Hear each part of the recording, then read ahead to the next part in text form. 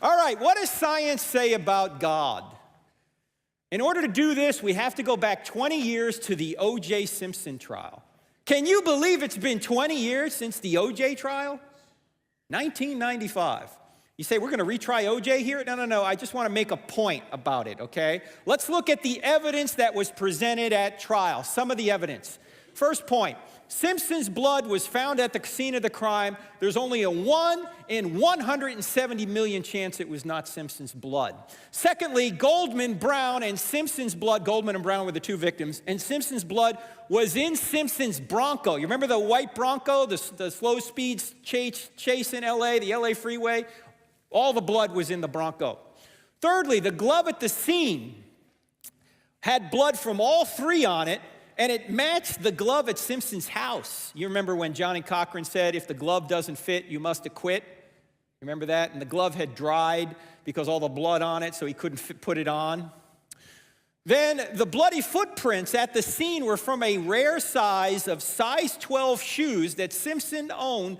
There was only 199 pairs of these shoes sold in the United States, and Simpson had one of them. Finally, Brown's blood was on Simpson's socks, and there's only a 1 in 21 billion chance it was not her blood, which means she was probably the only human being in the history of the world to have that blood. Now, question, does science show that Simpson was guilty? How many say yes? Science shows that Simpson was guilty. How many say no? How many don't want to answer? You know, the answer is no. Why? Not because I think Simpson was innocent, but because science doesn't say anything. Scientists do. All science gives you is the evidence. You have to gather the evidence and then interpret the evidence, and no evidence is self-interpreting. All evidence, all data needs to be interpreted. And so you can look at this evidence as a juror, as a scientist, and say, first of all, is this evidence good? And secondly, is it good? Does it point more toward guilt or innocence? A scientist has to do that. Science doesn't say a thing. Now, to amplify this point a little bit more, let's take a look at a survey about 10 years after the crime. They asked people whether they thought Simpson was guilty or not. 77% said, yep, he's guilty. But there was an ethnic divide. 87% of whites said he was guilty, but only 29% of blacks said he was guilty. Now, I say ethnic divide, why? Because there is no racial divide, because there's only one race, the human race. But there are different ethnicities. Now, why did two sets of people looking at the same evidence come to different conclusions? Because perhaps it's based on their worldview, their mindset.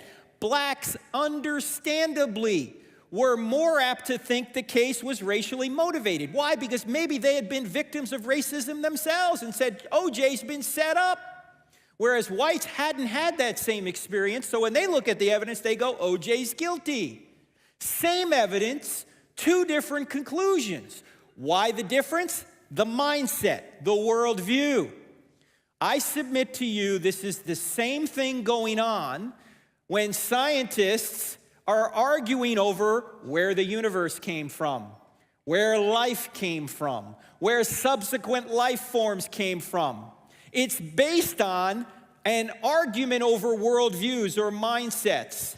If you're somebody who's open to God, you'll look at the evidence and go, yeah, this evidence points to God. If you're a materialist, though, if you're an atheist and you've ruled out any intelligence out there, if you think every cause is a material cause, in other words, all that exists are materials, doesn't matter how much the evidence appears to point to an intelligent being, you're going to say, nope, had to be a natural cause. You see, this is not an argument over evidence. Everyone's looking at the same evidence. You know what it's an argument over? It's an argument over philosophy or your philosophical mindset or your philosophical worldview. Because science doesn't say anything, scientists do. And you need to be aware that quite frequently when scientists interpret the data, They're actually just interpreting the data based on their philosophical worldview. They've already decided it can't be God. Why? Because they've ruled God out in advance. That's why. So the answer to the first question is, what does science say about God? Nothing. Because science doesn't say anything about anything.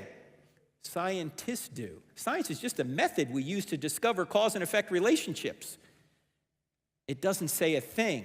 It's the scientists that say things, and you need to discover what their worldview is to discover how they're interpreting the evidence. Quite frequently, their worldview is interpreting the evidence, and they're not being fair with the evidence. Now, second question, can science disprove God? You hear atheists sometimes saying this, science can disprove God. A friend of mine is John Lennox. He's a brilliant professor at Oxford University. He's written several books in support of God. And he has an illustration that he gives to his students. He says this: suppose you have a Ford motor car in front of you, like a Model T. He says, what accounts for the Ford motor car? I'll give you two possibilities: Henry Ford or the laws of internal combustion. And the students look at it and go, wait, Dr. Lennox, you need both. You need Henry Ford to create the car, and then you need the laws of internal combustion to allow the car to operate, to work. And he goes, aha, yes, you see it now. Why can't atheists see this point? You can study a Model T and its engine and how it works from now till doomsday. You will never disprove the existence of Henry Ford. The more you learn about the car, in fact, may cause you to go, wait a minute, this car appears to be designed. And it points back to a designer. Atheists look at the world and go, well, we don't see God out there. That would be like looking at the Model T and looking in the engine and going and saying, I don't see Henry Ford in there. Well, of course, he's not part of the car. He created the car.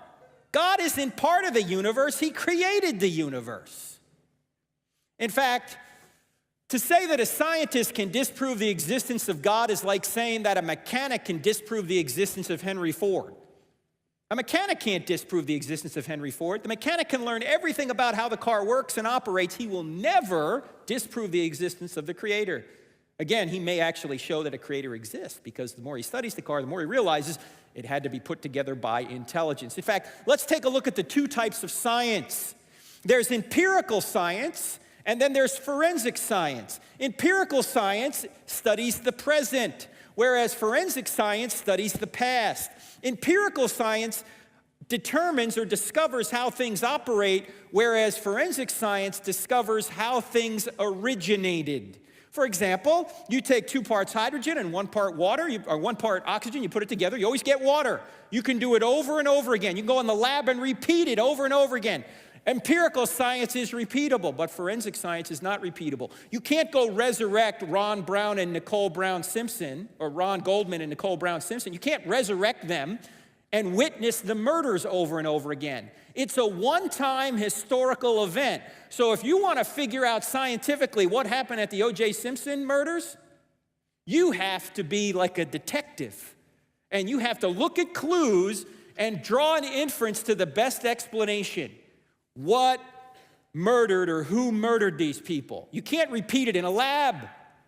Now, I submit to you that when atheists are out there trying to say that science has disproven God or science shows we don't need God, what they're using is they're using the prestige of empirical science and imposing it on forensic science. In other words, look, we are just so technologically advanced. We have more computing power at our fingertips than existed in the entire world prior to like 1960. It's right here. In fact, if you have a digital watch, you've got more computing power on your wrist than there existed in the entire world in 1960. And look, we've got medical advances and GPS now. I mean, it's amazing we could get anywhere 10 years ago, right? Now we get in our car, we put in an address, and it takes us there. We don't even have to think anymore. Technology is amazing. All of that is empirical, though. That says nothing about where the universe came from. That says nothing about where the first life came from. That says nothing about where subsequent life forms came from. Those are all historical questions. Now, do you think that atheists and Christians are arguing over how cell phones work, or how computers work, or what particular treatments treat diseases, certain diseases better. No, we're not arguing over those things. We're arguing over these things.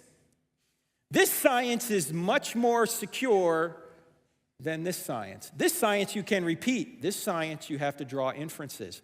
I submit to you, however, that if you look at the evidence, which we'll do tonight at 6 o'clock, we're going to look at a lot of the evidence for the existence of a spaceless, timeless, powerful, intelligent, personal, moral creator tonight. And we're going to see that the evidence points to God rather than nothingness.